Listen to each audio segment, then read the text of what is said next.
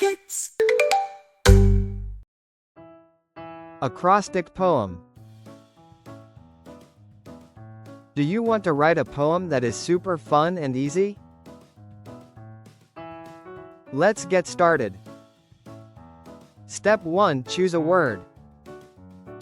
Let's choose the word cat. You can pick any word you like.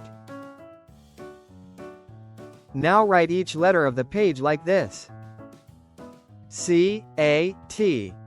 Next, think of a sentence that starts with each letter. Be silly, be kind, be creative. Let's fill it in together. C is for cute and clever. A is for always napping. T is for tail gently tapping. And there you have it, your very own acrostic poem, written by you.